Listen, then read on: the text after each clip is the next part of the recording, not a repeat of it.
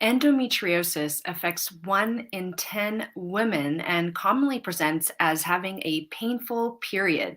So, how do you know if it's affecting you? Hi, and welcome to the Wild Wisdom Show, hosted by a medical doctor, myself, Dr. Patricia Mills, with a different spin on women's health. And today we're going to be talking about painful period. Do I have endometriosis? And by the end of this show, I want you to feel more comfortable with understanding as to whether or not you might have endometriosis and why endometriosis happens and what you can do about it. So, thank you for joining me. If you're joining me live from my Facebook group, Wild Wisdom for Women with Dr. Patricia Mills, please feel free to put in your name and where you're joining in from. I'd love to say hi and ask your questions. So let's get started. Endometriosis is specifically what it is that there's a tissue in the lining of the uterus that has these, very characteristic qualities.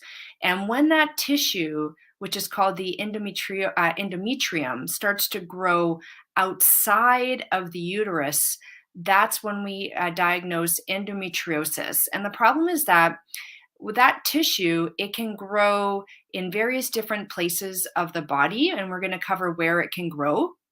And it causes pain to the person for reasons that we don't quite yet understand, although some research is starting to point in the direction as to why this may be, and we're going to be covering that later in the show. What this can present as, having this lining of the uterus tissue in places other than in that lining of the uterus, it can present as painful menstruation. You can have heavy bleeding with menstruation. You can have deep pain with intercourse, and you can have infertility. And there can be what's called cyclical pain with pooping and peeing, and there might even be some blood that comes out with your poop and with your pee and after intercourse. And I'll explain to you later on why that's cyclical. So that pain isn't there necessarily all the time. It comes and it goes, and it appears to be more present with your menstrual cycles. And there's a reason for that. Some people get this deep pelvic pain, and it can even present less specifically with something like lower back pain and even fatigue. So you might ask, well, I have painful periods. How do I know that this is endometriosis versus, hormone imbalance? Well, one difference, and again, it can still be, this isn't the way to tell the difference, but one thing that clues you into it is if the pain lasts for longer than 72 hours. So women can get pain with menstruation, and the typical quote unquote menstrual pain is lasting less than 3 days and responds very quickly to an anti-inflammatory, so like naproxen or ibuprofen, that will quickly resolve the issue.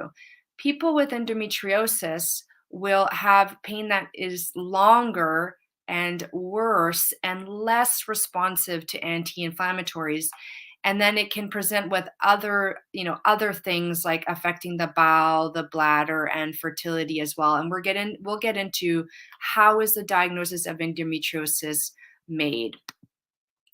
So you might be asking now, why does endometriosis happen? And the very truthful answer is that we don't actually know yet why this happens. There's some theories, so not yet conclusively proven. And some of the theories are, for example, about 90% of women have what's called retrograde menstruation. So normal menstruation is when the lining of the uterus sheds down into the cervix and out through the vagina. Retrograde menstruation is when it goes back upwards into the fallopian tubes and out that way. And theoretically, that blood might be carrying some of the tissue with it from the endometrium, and it could start growing from there. But that's a theory, it's not proven. Scientists actually don't understand why it happens. However, recent research is giving us some clues as to why some women have pain with endometriosis and issues with infertility and those things, and other women have endometriosis, but they have no problems with that at all. So they have no pain, no problems with infertility. And yet, when they have a surgery for something totally unrelated, and the surgeon opens them up and they see endometriosis, it's an incidental finding in that other than that finding it by accident, no one would ever have known because they don't actually present with pain. And so there actually is some interesting findings in the research recently that allows us to then go in and sort of reverse engineer some treatment strategies for things with to do with that pain. And I'm going to be covering what that research is and how that informs some strategies you can use to manage endometriosis related symptoms like pain. So I mentioned at the beginning that endometriosis affects 10% of women. So it is one of the most common gynecological issues that women experience.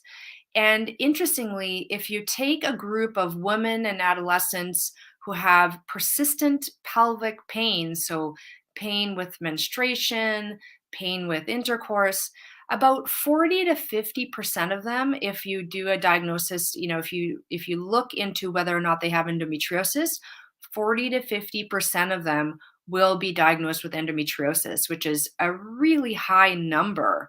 Kind of surprising to me, actually.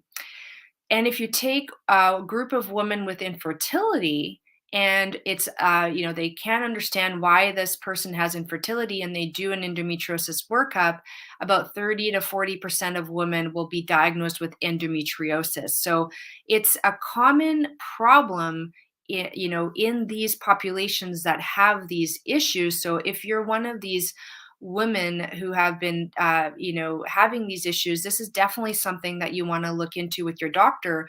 And one of the things you should know is that it's such a tricky condition to diagnose that there is a significant delay in diagnosis, sometimes even up to 11 years or more, from the time that the person presents with the issue all the way through to when they are diagnosed with endometriosis. And that is not good, because there are treatment strategies for endometriosis that can improve pain and infertility and all those things. So the diagnosis is important in order to provide you with access to treatments.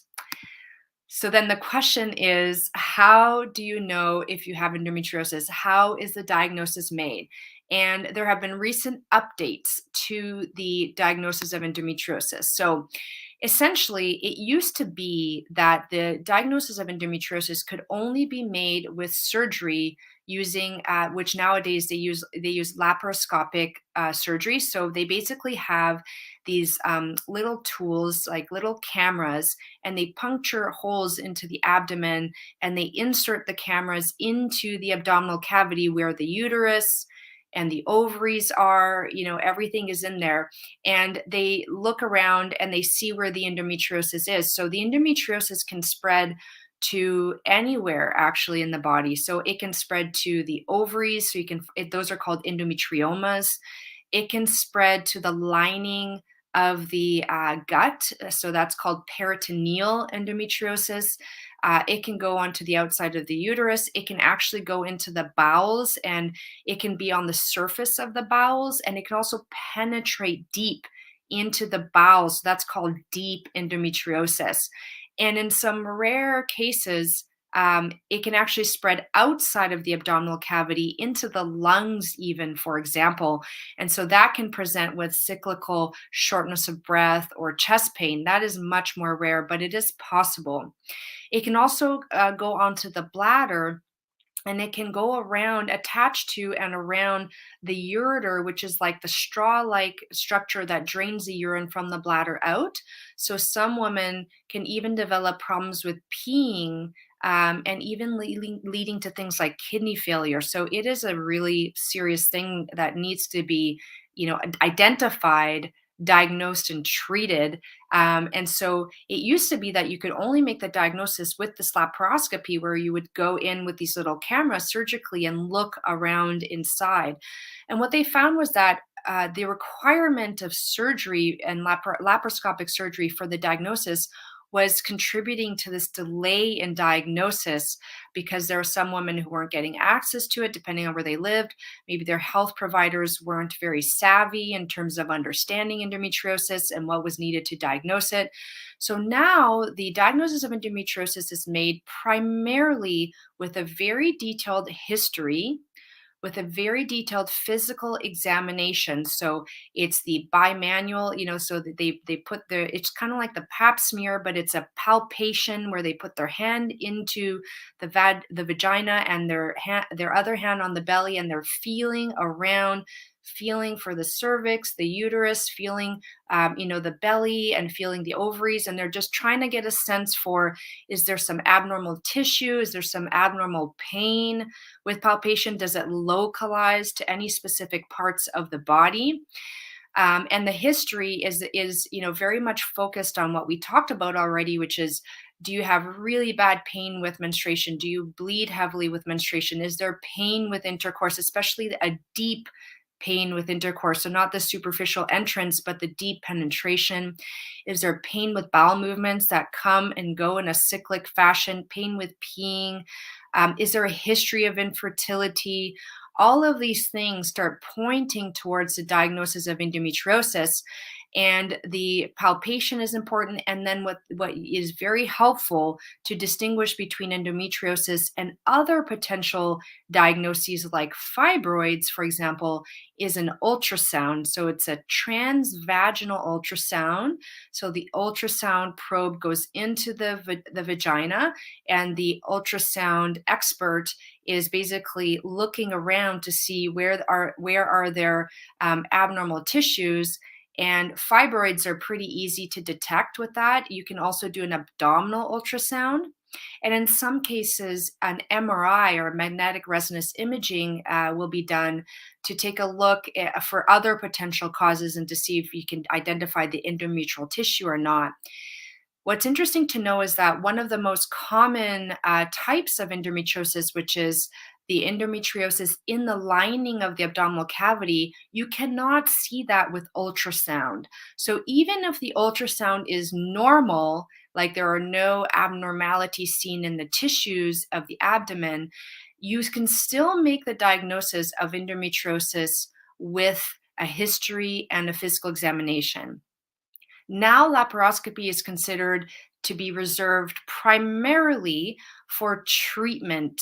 So, if there is, for example, blockages affecting fertility, affecting bowel movements, affecting bladder function, then you go in and do the more invasive work to remove that endometrial tissue using surgery.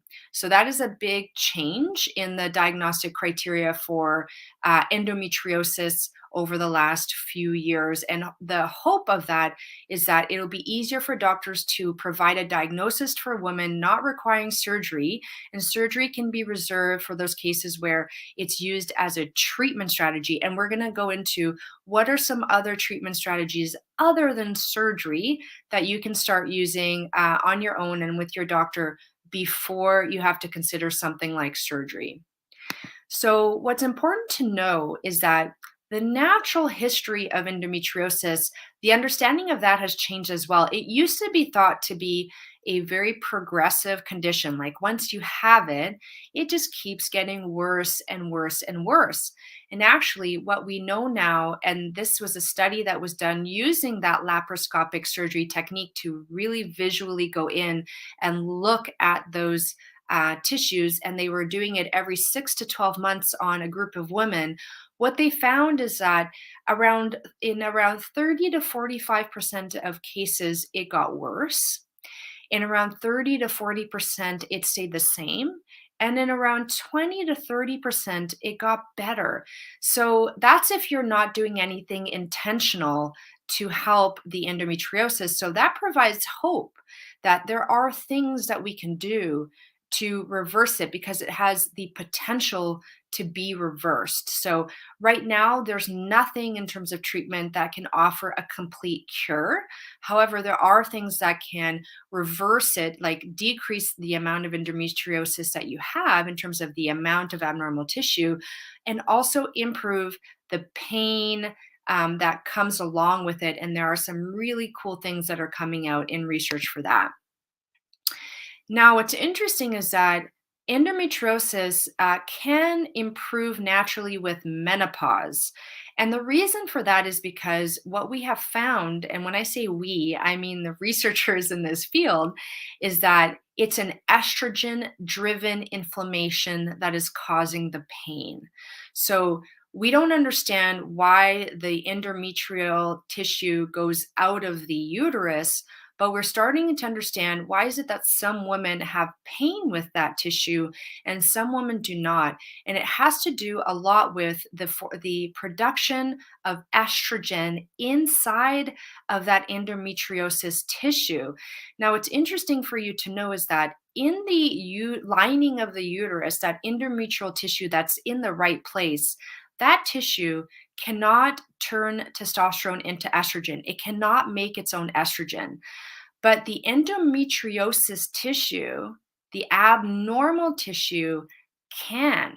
So it's for reasons that we don't yet understand, it's acquired this very unusual ability to take testosterone, which we women have, yes, in small amounts, but we still have it, and convert it into estrogen. And that estrogen, that excess estrogen in that endometrial tissue, is causing inflammation in that tissue, and that's what's driving the pain. So why does this happen? And I'm going to give you a little bit of too much information, but I think you can handle it because it's important when we start to talk about how can we use things like diet and supplements to reverse endometriosis. This is why. So what happens is that our body is able to convert testosterone to estrogen using an enzyme. An enzyme is a word for a protein that works like a tool. So this tool changes testosterone to estrogen, and it's called aromatase. And you want aromatase to be working in places like the ovaries and the testes in men, right? You want to produce, in fact, that's how we women make estrogen, is we convert testosterone to estrogen. So we can't just make estrogen out of nothing. We make estrogen out of testosterone using this aromatase enzyme. One of the ways that the body controls how much estrogen we make is by having certain tissues have the ability to make this estrogen, and other tissues not. So again, in the endometrial lining of the uterus, that tissue, that healthy tissue, cannot make estrogen. But in the endometriosis tissue, the aromatase enzyme, for reasons that we do not understand, gets turned on and it starts to make its own estrogen out of testosterone. So it has that excess estrogen. And what's super fascinating is that this same abnormality happens in fibroid tissue and in breast cancer tissue. So, which is crazy actually when you think about it. And what that means is that there are some common treatment strategies that we can use in all three of those conditions. And there's also some common risk factors between endometriosis, fibroids, and breast cancer that we can leverage when it comes to things like diet to try to prevent these things and hopefully reverse them as well. So, once aromatase enzyme is turned on in these tissues, what stimulates its activity, what causes it to transform testosterone into estrogen, are things like insulin, the hormone insulin, and inflammation. And this will become very important when we talk about lifestyle strategies. The hormone insulin is made in response to sugar being released into the body from your foods. So, if you're eating a diet high in sugar or foods that are converted quickly into sugar, and we're going to go over that in the next Wild Wisdom episode in great depth, then you are unknowingly stimulating that aromatase enzyme, which is creating more estrogen, which is creating more inflammation, which is creating more pain.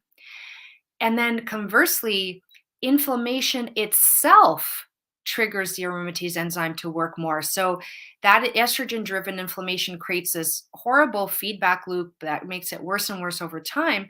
But if you have other causes for inflammation going on, like let's say you're eating a very inflammatory diet full of, deep fried foods, ultra processed foods, junk food, excess sugar, which causes inflammation in and of itself.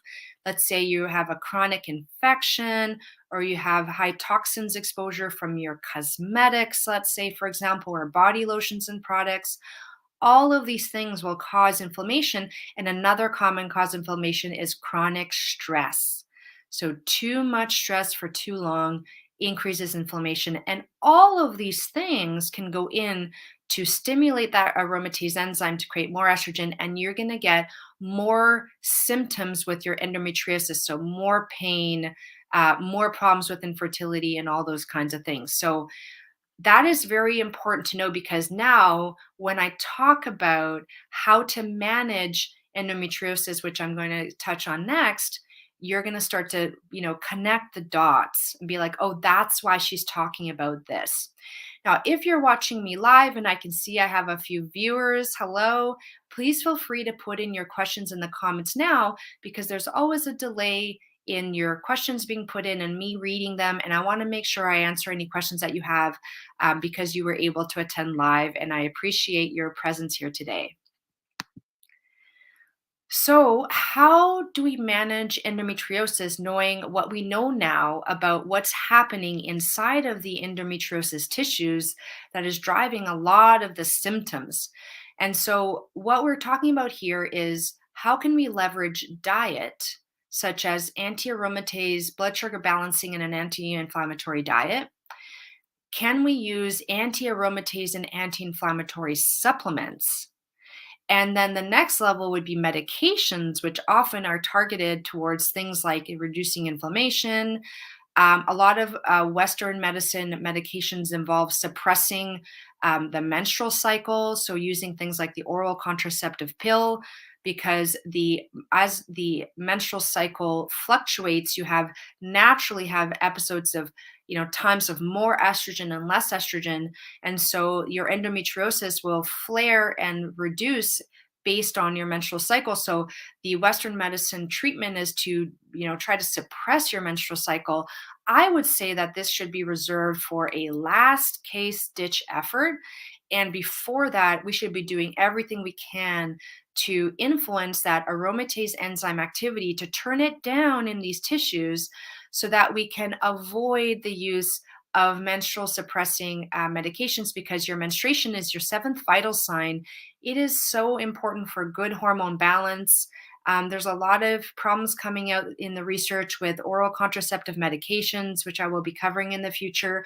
So, if you can avoid it, amazing. If you're on it, don't worry. You can still use the diet and supplements we'll be covering on other shows and implementing them, and over time, seeing if you can come off of the oral contraceptive pill or use it in addition to it just to try to improve your whole body health and decrease the burden of the endometriosis and try to prevent it from progressing. And as I mentioned, some people do need surgery, and that's necessary when there is actually the tissue is actually blocking things. So it's blocking your bowels, it's blocking your urine flow through your ureters, which can cause kidney failure. In those circumstances, that is not the time to be looking at your diet or supplements or even medications.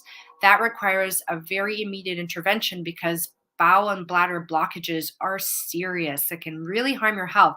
And once you get that figured out, then you can look at the more holistic approaches to avoid the endometriosis from returning or progressing, and also trying to address some of the root causes as to why the endometriosis happened in the first place through those holistic strategies. So, what we're going to be covering in the next Wild Wisdom Show episode is the endometriosis diet, foods you should eat, and foods you should avoid if you want to prevent and reverse and improve the endometriosis that you already have.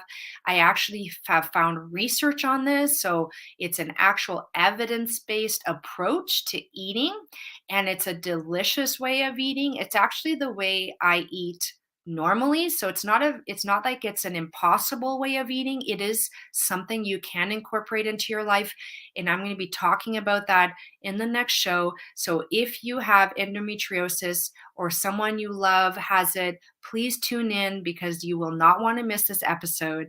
And if you enjoyed this episode, share the love by subscribing, pressing the like button, sharing it with your friends and family. Sharing is caring. And I look forward to seeing you at the next show. Bye for now.